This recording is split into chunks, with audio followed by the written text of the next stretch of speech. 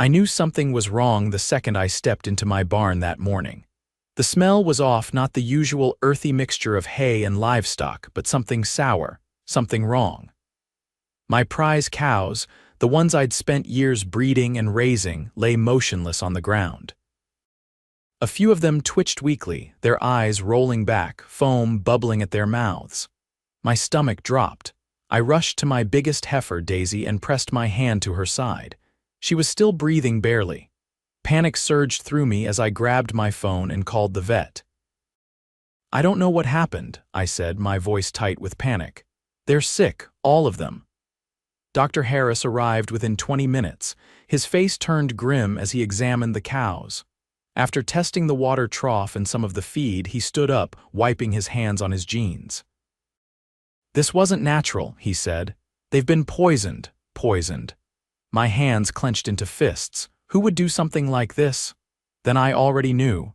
Karen Whitmore, the HOA president from hell, she'd been harassing me ever since she got elected. She hated that I refused to join the HOA, hated that my land bordered her pristine, perfectly controlled neighborhood. She'd sent complaints, tried to intimidate me, even threatened legal action to force my farm under HOA control. And now my cows were dying. I stormed across my property straight to her ridiculous white picket fenced house. She was outside, trimming her perfectly manicured roses like she didn't have a care in the world. The second she saw me coming, she put on that sickly sweet smile, the one that barely hid her smugness. "Ah, Richard," she said, voice dripping with fake politeness. "What a surprise. What can I do for you?" I didn't bother with niceties. "You poisoned my cows," she gasped, pressing a hand to her chest like I'd just accused her of murder. "Richard, that is a serious accusation." "I would never." "Cut the act, Karen." My voice was low and dangerous. "You've been trying to get rid of me and my farm for years. You think I don't know you've been complaining to the county about agricultural hazards and unsightly livestock," she sniffed, crossing her arms. "Your farm is an eyesore. This community has standards, Richard, and your animals don't belong here. Maybe if you'd just agreed to join the HOA, we could have worked something out." There it was. I took a step closer. "You poisoned my cows." "I did no such thing," she said, her voice just a little too smooth. "Maybe they ate something they shouldn't have. Farms can be so unpredictable, can't they?" Rage boiled beneath my skin, but I forced myself to stay calm. Losing my temper wouldn't fix this. But I wasn't letting this go. I turned on my heel and walked away. She thought she'd won.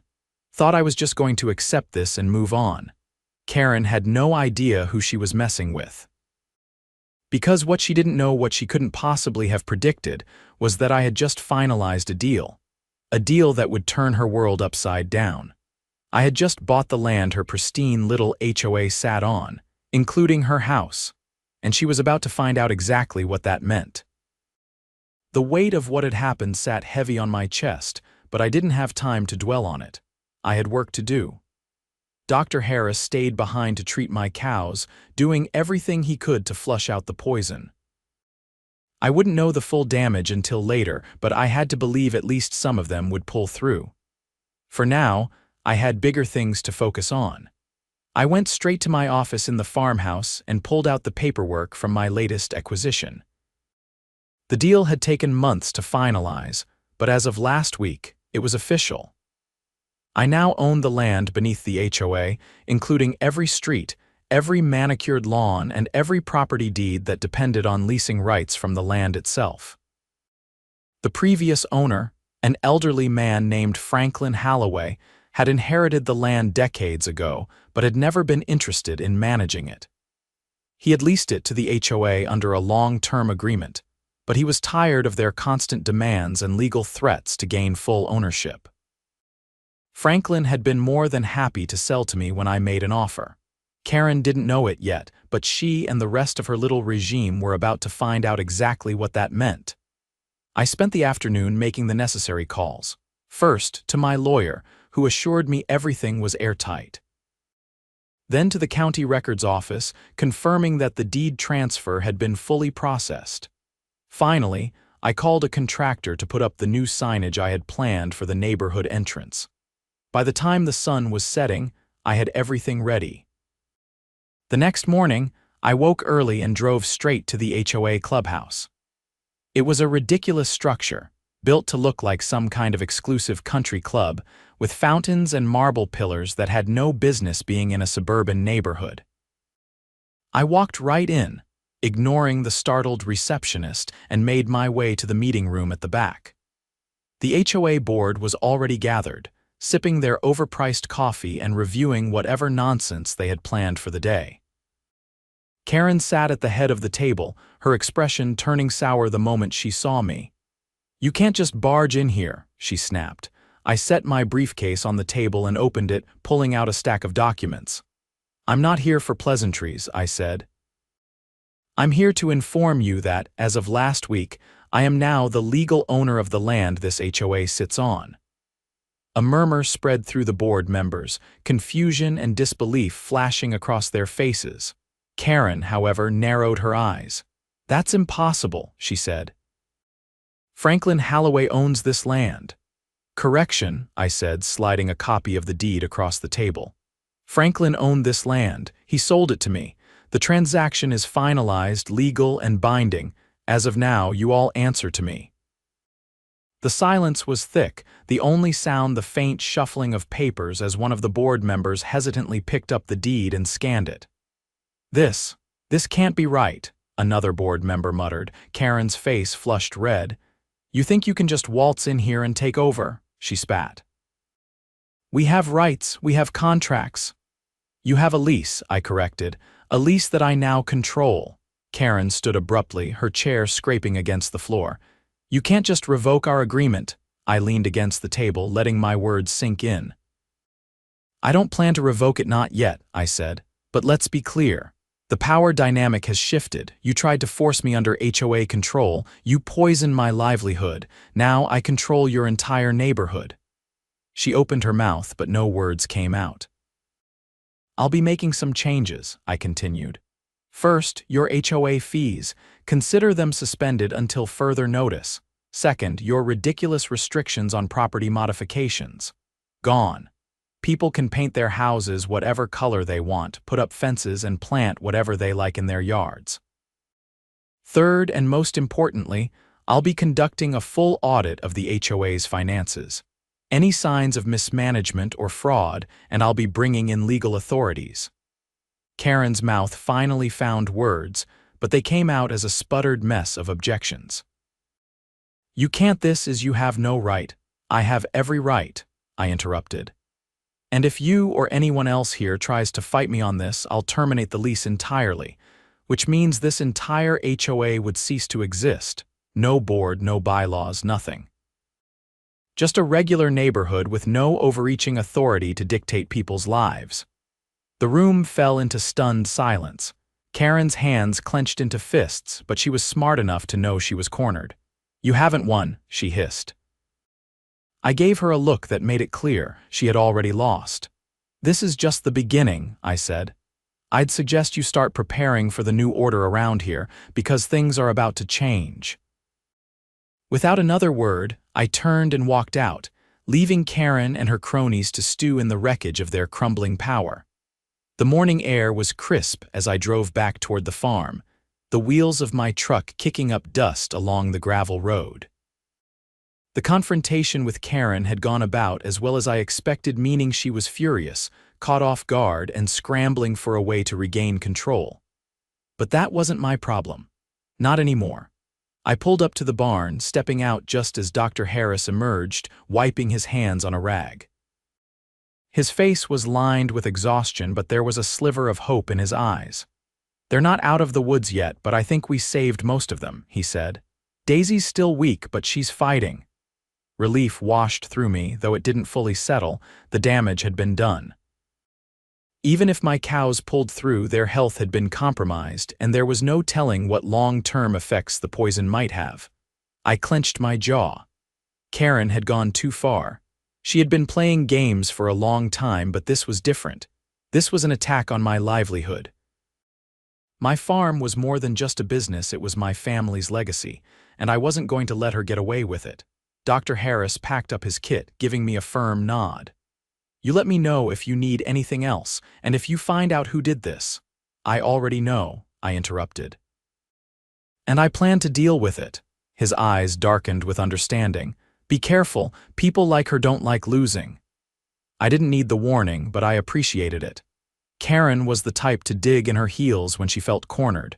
If she thought she could claw her way back into control, she'd try. But she had no idea how meticulously I had planned for this moment. As soon as the vet left, I got to work.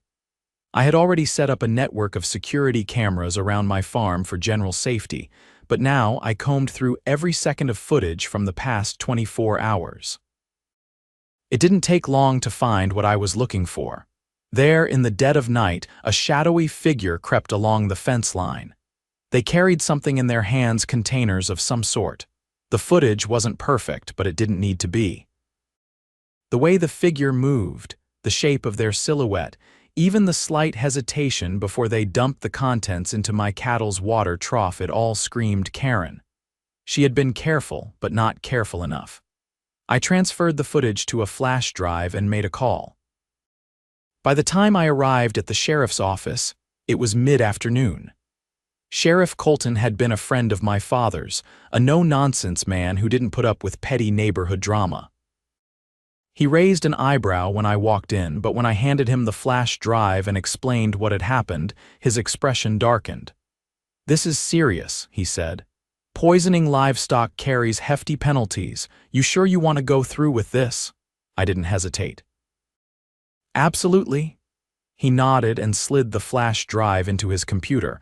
As the footage played, his jaw tightened. "This is enough to get a warrant," he said. "She might try to deny it, but with this evidence, she won't have much ground to stand on." Good. I left the station feeling lighter, but I wasn't done yet. Karen had made my life hell for years, and now she was about to learn what it felt like to be on the receiving end. By the time the evening HOA meeting rolled around, the entire neighborhood was buzzing. Word had spread fast that something big was going down, though most people didn't know the details yet. I arrived early, taking my time as I walked into the meeting hall. The board members were already seated, looking uneasy. Karen was there too, sitting stiffly in her chair, her face carefully blank. I didn't bother sitting. Instead, I walked straight to the front of the room and cleared my throat. The murmuring crowd fell silent. "I won't waste your time," I began. "As most of you know, I now own the land this HOA sits on. That means things are changing." A ripple of whispers spread through the room. Some people looked hopeful, others wary. I continued, my voice steady. "For years, this HOA has functioned as a tool of control rather than a community service. That stops today. Effective immediately, HOA fees are suspended until a full audit of financial records is completed." Gasps echoed around the room. A few people even clapped. Karen's lips pressed into a thin line, but before she could interrupt, I pressed on. "Furthermore, any fines issued in the past 6 months will be reviewed. If they were unfair or fabricated, they will be revoked. Anyone who was wrongfully charged will be reimbursed." Now the crowd was fully awake. People exchanged excited glances and a few voices cheered in approval. Karen stood abruptly, her chair scraping against the floor. "You can't just come in here and dismantle everything we've built." I met her gaze, cold and unyielding. "You mean everything you've controlled?" She scoffed, crossing her arms. "This is ridiculous. You don't have the authority to make these decisions." I took a step closer, lowering my voice just enough that only she could hear. "Actually, I do, and I have something else you should know." I pulled out my phone, scrolling to the footage of her sneaking onto my farm. I let it play, watching her face pale as she realized what I had. "You poisoned my cows," I said, "and now the sheriff is involved." For the first time, true fear flickered in her eyes. She opened her mouth, but no words came out. I turned back to the crowd, raising my voice. "As of tonight, this HOA is under new management. Things are changing, and for the first time in years, they're changing for the better." Cheers erupted around the room. Karen sank back into her chair, silent and defeated. She had played her final hand, and she had lost. The tension in the meeting hall didn't fade, even after the cheers and murmurs settled. Karen sat rigidly, her eyes darting between the board members, searching for an ally, but they weren't looking at her anymore. They were looking at me. At the man who now controlled the very ground beneath their homes. I let the weight of the moment settle before I spoke again. "There's one more thing," I said, my tone even. "The sheriff has already reviewed the evidence regarding the poisoning of my cattle. A formal investigation is underway." A hushed silence fell over the crowd. People exchanged glances, their curiosity turning into unease. The board members shifted in their seats, unsure where to look. Karen's hands curled into fists on the table. "This is absurd." "You have no proof." I pulled my phone from my pocket, lifting it just enough for her to see the paused footage. Her figure, unmistakable even in the dim security footage, hovered over the water trough. I didn't press play. I didn't have to. Her face drained of color. "I'd think carefully before denying anything," I said, "because the sheriff is already reviewing this. And considering the penalties for livestock poisoning, you might want to start thinking about your next move very carefully." She bolted up from her chair so fast it nearly tipped over. "You're bluffing." I met her glare, my expression unreadable. "Am I?" The moment stretched between us, thick with unspoken threats. Then, without another word, she turned sharply and stormed out of the hall. The doors slammed behind her, but the silence she left behind was deafening. The rest of the board members looked between each other, suddenly realizing that the foundation of their power had just crumbled. I let them sit in that realization for a moment before I turned back to the room. "Things are changing," I repeated. "And if anyone else has been involved in any shady dealings, now's the time to come forward, because I promise you I will find out." No one spoke. No one dared. Satisfied, I stepped back, letting the gathered homeowners absorb everything that had just happened. Some were whispering excitedly, others sat in stunned silence. But one thing was clear: Karen's reign was over. I left the meeting hall and walked out into the cool night air. My truck was parked down the street and I climbed into the driver's seat, gripping the steering wheel tightly. This wasn't over, not yet. Karen was cornered, but she wasn't the type to go down quietly. She would try to retaliate, and I was ready. By the next morning, word had spread through the entire neighborhood like wildfire. I didn't have to check social media or listen to phone calls to know that the residents were buzzing with speculation. I spent the early hours tending to my cattle, carefully monitoring Daisy and the others.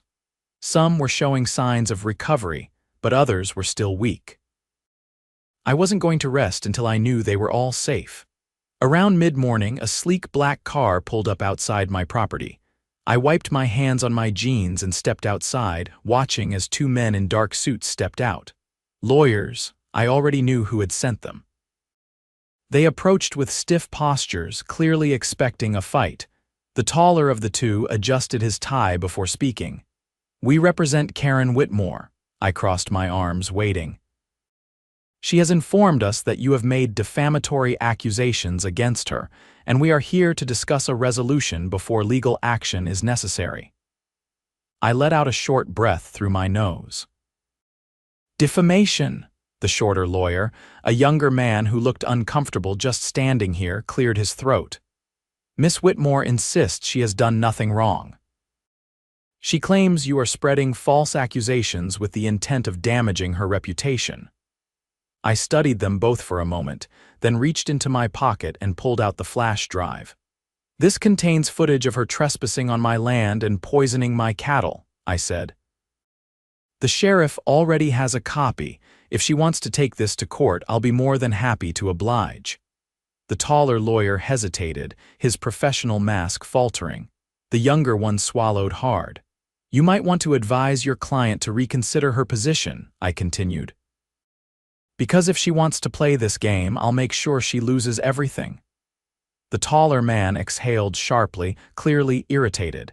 He exchanged a look with his colleague before tucking his briefcase back under his arm. "We'll relay your message," he said. I nodded once. "You do that." They turned and left without another word, As their car disappeared down the road, I allowed myself a small moment of satisfaction. Karen was scrambling. Good. That night, I received a call from Sheriff Colton. Karen's lawyer contacted us, he said. She's claiming this is all a misunderstanding. I shook my head, even though he couldn't see me. She's desperate. She is, he agreed, but we're moving forward. I just wanted to let you know that we'll be issuing a formal warrant for her arrest within the next 24 hours. It was the news I had been waiting for. Appreciate the update, I said. This kind of thing doesn't go unpunished, he added. You did good bringing this to us. I hung up, staring out at my property. The night was quiet, the stars stretching endlessly overhead. Tomorrow, everything would change, and by the time the sun set, Karen Whitmore would finally face the consequences of everything she had done. The next day started with an early knock at my door.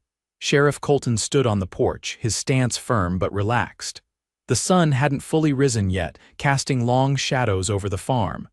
I stepped outside, shutting the door behind me, and crossed my arms as I met his gaze. It's done, he said. We issued the warrant this morning. I took a slow breath, letting the words settle. I had been expecting this, but hearing it confirmed was still something else. Did she resist? I asked. He exhaled through his nose, a hint of irritation flashing in his eyes. She tried. When we showed up, she put on the whole wronged woman act, claiming this was a personal attack. Said she was being persecuted by an angry farmer with a vendetta. I huffed, not surprised. She refused to come quietly at first, he continued. Her lawyer showed up, tried to argue we didn't have enough evidence. Didn't work, we took her in. I nodded, a weight lifting off my shoulders. What's next? She'll be processed and a court date will be set. Given the circumstances, she won't be walking away from this without consequences. His eyes narrowed slightly. But I wanted to warn you, she still got friends on that HOA board. A couple of them were making noise about standing by her when we took her in. That didn't surprise me either. They can stand by her all they want, I said. It won't change what's coming. Colton gave a short nod. Just keep your guard up. She might be out of play for now, but people like her don't go down without a fight, even from a jail cell. I watched as he turned and walked back to his cruiser. The engine rumbled to life, and moments later he was gone. I stood on the porch for a long moment, watching the horizon. The morning was quiet, the kind of quiet I hadn't felt in a long time. Karen was finally facing the consequences of her actions, but I wasn't done yet. I had one more move to make. By midday, I was in the HOA's main office, standing in front of the remaining board members. The tension in the room was thick, the air heavy with uncertainty. Without Karen, they looked lost. One of them, a man in his 50s with graying hair and a stiff posture, cleared his throat. This meeting was unexpected. I set a thick folder on the table. I'm here to finalize the changes I announced yesterday. A woman near the end of the table shifted uncomfortably. Karen was the HOA president. We should wait until she's not coming back, I interrupted. Whatever happens with her case, she won't be running this HOA again. A murmur passed through the group. They knew I was right. I flipped open the folder, pulling out the first document. Effective immediately, the financial audit will begin. I've hired an independent firm to go through every record from the last 5 years. If there's been any misuse of funds, we'll find it. Another board member, a man with sharp features and a nervous expression, leaned forward. And if there has been, then whoever was responsible will answer for it, I said, legally. Several of them glanced at each other. I could see the worry creeping into their expressions. I pulled out another document. Additionally, we're restructuring the board. No more closed-door votes, no more decisions made without the input of the homeowners. From now on, every major decision will require a full community vote. The graying man frowned. You're dismantling the system. I'm fixing it, I corrected. This HOA has been run like a dictatorship for too long. That ends now. Silence stretched across the room. They weren't happy, but they weren't in a position to argue. I leaned back slightly. You have 2 options. You can work with me to clean up this mess, or you can step down. The woman at the end of the table hesitated before sighing. "I think we all know there's no fighting this." One by one, reluctant nods followed. Good. The next few days were a whirlwind. The audit team started combing through the records, and it didn't take long for the cracks to show. There were discrepancies in the HOA's financial reports, fees unaccounted for, and suspicious payments made to consulting firms that didn't seem to exist. Karen had been lining her pockets. The residents were furious when the news broke. People who had been fined for minor infractions, forced to comply with ridiculous rules, suddenly realized they had been funding Karen's little empire. I stood at the front of another packed community meeting, watching the outrage build. A man in the crowd, arms crossed tightly, shook his head. "So all those fees, all that money we paid over the years, it was a scam," I nodded. "Looks that way." A woman near the front scoffed, "And we just let it happen." "You didn't have a choice," I said simply. "The system was designed to keep you powerless." A few people muttered angrily, the realization settling in. "But that's over now," I continued. "Every homeowner here will be reimbursed for any unjust fines. The money Karen stole will be recovered, and the HOA will be restructured to make sure nothing like this can happen again." A younger man, arms crossed, lifted his chin. "And if we don't want an HOA at all?" That got more murmurs of agreement. I exhaled, looking over the crowd. "That's up to you. If the majority votes to dissolve it, I won't stop you." The energy in the room shifted. For the first time, I saw real hope in their faces. Karen had ruled with fear, but fear wasn't enough to hold people forever, and now she was gone.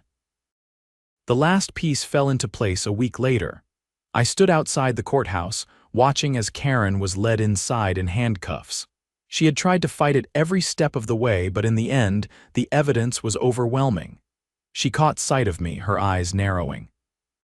Even now, even after everything, she still held onto that smugness, that belief that she was untouchable. I didn't say a word. I just watched as the doors closed behind her. She had spent years trying to destroy me. Now she was the one who had lost everything, and I was still standing. The courthouse doors shut behind Karen, sealing her fate, but I wasn't ready to walk away just yet. I stayed outside, watching as reporters and a handful of curious onlookers murmured about the scandal unfolding in their own backyard. Some of the HOA's die-hard supporters stood in small clusters, whispering among themselves, shooting me glances filled with unease. They weren't defending her out loud anymore. The weight of undeniable proof had silenced even the most loyal. I made my way to my truck, taking my time as I crossed the street. The air felt lighter, the tension that had followed me for years finally lifting, but there was still work to be done. As I slid into the driver's seat, my phone buzzed. I glanced down to see a message from the independent auditors. They had finished their deep dive into the HOA's financials, and the results were even worse than expected. Karen hadn't just been pocketing money through fake consulting fees, she had siphoned off a staggering amount into private accounts, rerouted maintenance funds into personal luxury expenses, and even forged signatures to issue bogus fines. Worse, some of the board members had turned a blind eye, benefiting from the corruption in smaller ways. I made a call on my way back to the neighborhood, setting up the final meeting that would drive the last nail into the coffin of Karen's empire. By the time I arrived at the HOA clubhouse, the atmosphere had changed from uncertainty to outright dread. The remaining board members sat stiffly, waiting like prisoners about to hear their verdicts. Homeowners packed the space, some standing along the walls, eyes sharp with suspicion. I placed the audit report on the table at the front of the room and let the weight of it speak for itself. The silence stretched, the tension palpable. The woman who had hesitated in the last meeting finally spoke, her voice quiet but firm. "How bad is it?" I flipped open the report, scanning the pages. "Bad enough that legal action will be taken against more than just Karen." The graying man beside her stiffened. "What do you mean?" I turned a page, reading aloud. Several board members approved fraudulent maintenance invoices, knowing the money wasn't going to actual repairs. Some of you signed off on fines that had no legal basis. There were even cases where residents were charged twice for the same supposed infractions, with the extra money disappearing into private accounts. The younger man who had been nervous before looked like he wanted to sink into his chair. He swallowed hard. I didn't know she was doing all of that. I met his gaze, unyielding. You knew enough. You saw the discrepancies. You just didn't ask questions. His face paled, but he didn't argue. I continued, my voice steady. The homeowners here have been paying into a system designed to exploit them. That system is over. Effective immediately, the HOA in its current form is dissolved. The room erupted. Some people gasped, others cheered outright. The graying man sputtered, trying to regain control. You can't just dismantle. I own the land. I cut him off. And this HOA only existed because of the lease agreement under the previous owner. That lease is now void. The woman beside him exhaled sharply, rubbing her temples. So what now? I leaned forward, my eyes sweeping across the room. Now you all decide what comes next. You want a community group that actually works for the residents? You can form one. But if you want to be free of HOA control entirely, that's an option too. A man near the back, one of the homeowners who had been fined dozens of times under Karen's rule, raised his voice. So we get to vote on everything now, I nodded. From this point forward, no one has unchecked power over this neighborhood. No more ridiculous fines, no more financial exploitation. If the majority votes to dissolve the HOA entirely, then it's gone. If you want something new, you build it from the ground up with full transparency. The graying man slumped back in his chair, defeated. The younger one looked like he wanted to disappear. The woman beside them, after a long pause, nodded slowly. It's about time. The cheers that followed were deafening.